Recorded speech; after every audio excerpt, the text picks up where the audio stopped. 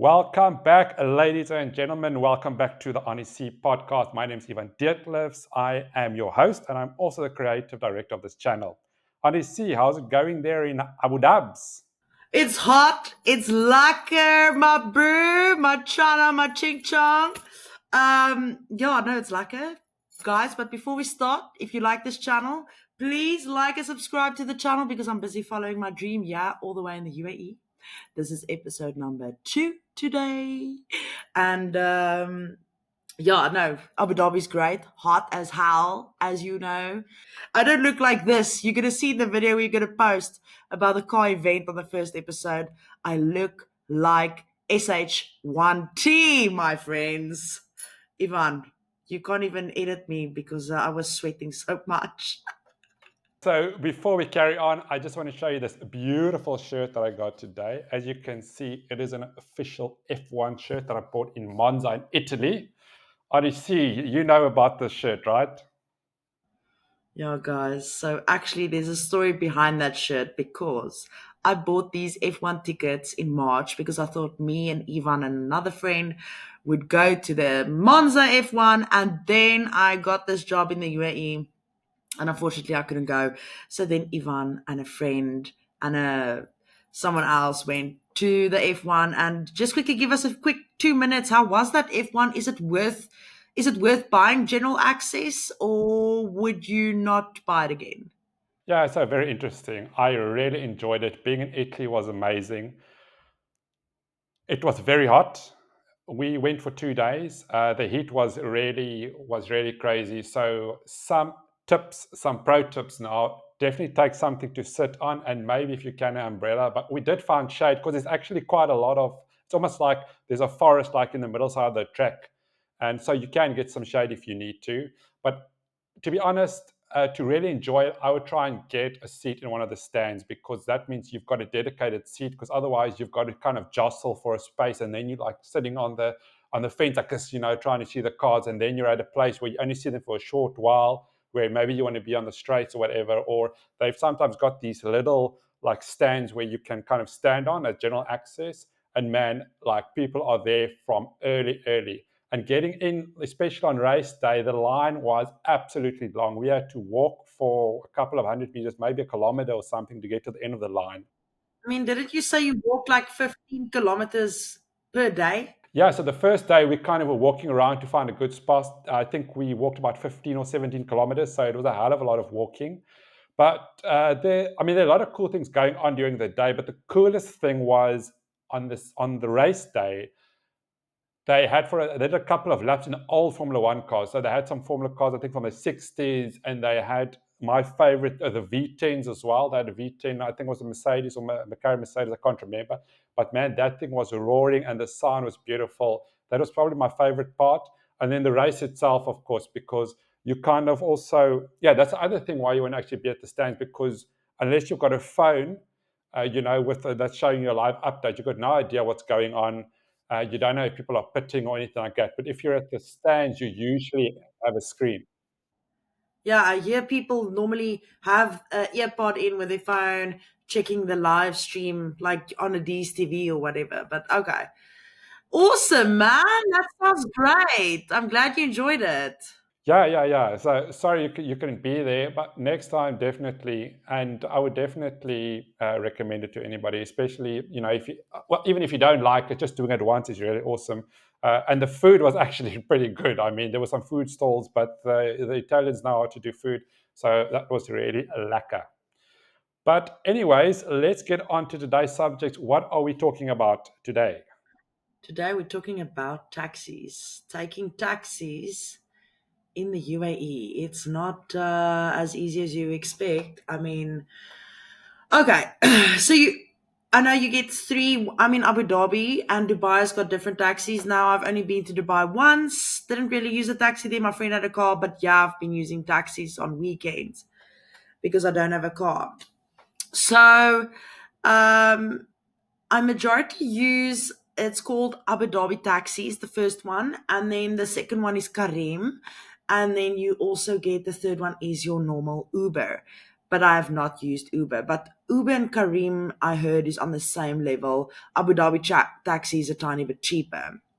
Now, I do want to show you the Karim cars are very nice. The Abu Dhabi taxis, of course, it's a cheaper taxi, so it's just like a Toyota Camry or a Toyota Corolla.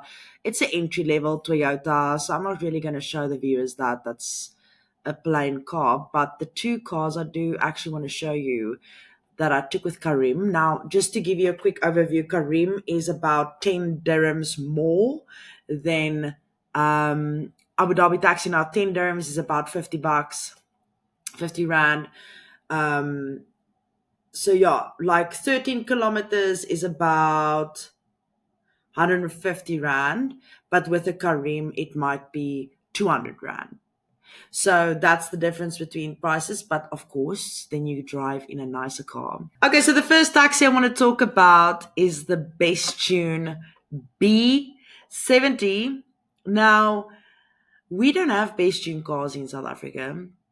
And I must say, when this thing rocked up at my house, I was like, what is this thing? The lights in front is stunning. It's got like a teardrop down type of vibe. If I have to just quickly check out the image, it looks actually a tiny bit like those boomerang things that you can throw. Like it's And crying. Like it's yeah, like crying, no? yeah, like It's a crying. teardrop. But yeah, it was very cool. The inside was insane. It had like a whole the new Mercedes C-Class feel with a big dash. I was like, am I in a Mercedes or what? But China, you're doing a good job by bringing all those fancy spancy dash interior to their cars. I mean, it really felt like a Mercedes inside, and the back seats were nice. I had an armrest in the middle. It was so nice. Like that taxi was very, very nice to drive in. It was also a smooth drive. Of course, he didn't step on it because you can get a lot of fines here. But yeah, no, that taxi was really very very pretty. It actually looked a bit like the Volvo to me, especially the backlights. If you have a look at the backlights, it's got a Volvo feel on it. But yeah, okay. And then on to the second one I wanted to show you guys is the Lexus ES300 that I had the privilege in driving in, a 2022 model. Okay, it doesn't have the big dash display like the Bestune, but also very nice, comfortable. The seats were nice. Um, I actually think I did a video on my Instagram on that car. I'll post it again for those that want to check it out. I'll even post it on my YouTube. It's a very short video, but I'm just showing you what it looks like inside, of course, with the permission of the driver. Um, and then if you have a look at the Lexus car, I've always been a Lexus fan, man. The Lexus SUVs is one of my favorite. But you remember when I said about the Bestune, the lights look like a frisbee? I think you mean a boomerang. The boomerang.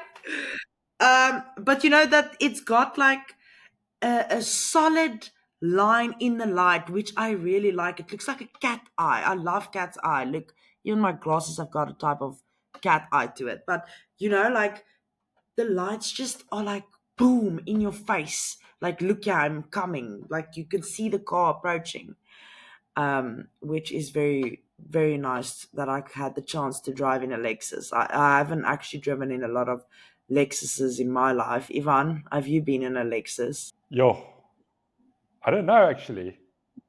I like the idea of the car, but whether I've been in one, I actually don't know. Uh, I don't know. And Maybe I need to get into one. have you heard of a bass tune before? Never, never heard of it. Never. Mm-mm. So it actually feels like there's a lot of Chinese brands here. Like as in the first episode, I spoke about the Jetour. I don't know how to say that. Jetour Jetour cars coming to South Africa. I'm not. I'm not gonna lie, it wouldn't surprise me if Bestune also hops on that train and it goes into South Africa and imports those cars. You know, you're basically saying those taxis are a lot more fancy than in South Africa. Let's just quickly show them South African taxis quickly. There we go. Yeah, we have it. So this is what we call a South Afrikaanse taxi. But yeah, that's a South African taxi. But the taxis here is a tiny bit better. I would say a big difference. I mean, comparing to your Uber and Bolt in South Africa, it was all those small cars like a Suzuki Swift, a Hyundai i10, very small cars, right? We are going to talk about more taxis. I've only been here for a month, but these are two of the taxis that stood out for me while I was driving in them. So there will be another episode on taxis that I'm going to show the viewers what else you can drive in. Just hang on before before we end off here. Apparently, you need to made a correction for something that you said last week in the first episode. What was that? Okay, guys, I know I might be blonde, but this is colored blonde, but I made a tiny bit of a mistake in my first episode. So I just want to apologize. The company, the event I went to on that Saturday is not junked, but it's JNKD. So sorry about that. I made a small mistake, but I can't wait to go to the next JNKD event because that's going to happen in October. All right. So just before we end off, anything special planned or anything interesting that happened in the last week? Oh, I went to South African event. That was insane. I don't know. Do you want to? Should I tell the viewers about Lofi? I watched Lofi vir alle Afrikaanse kykers daar buite. Lofi this past Saturday was here. Gerhard Stein at a South African event. But I must say, tickets in South Africa would go for what? Roughly 200, 250 for a show like that. We paid 750 Rand to go and see them.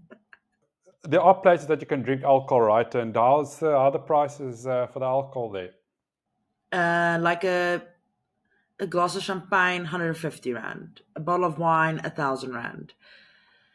A double vodka and Sprite, 200 Rand, 2 to 250. It's pricey, man. Really pricey. And a lot of South Africans there. Yeah, I was actually amazed how many of us come together when there's South African events. Like this weekend is Heritage Day event on Saturday, the 21st of September. There's a few events around the UAE, especially like in Al Ain, Abu Dhabi, and Dubai. I've got South African events planned for locals that are living here. So I might be going to one. I'm not sure yet. But on episode 3, I'll let you know if I went to one. Yeah, so I think we'll call it a day. And until next time, thanks for watching. Thanks for watching, guys. Please, if you like and subscribe to this channel, you will make my dream come true. And I really am excited of the future and to bring you a lot more content and all the cars I'm seeing and talking about cars, educating myself with you guys on cars. And yeah, I'm just a normal PE chick that likes cars. And now I'm following my dream and pursuing it. So thank you so much for watching. Stay tuned to the next episode. Thanks, Yvonne. We see you next time. Cheers. Cheers, everybody.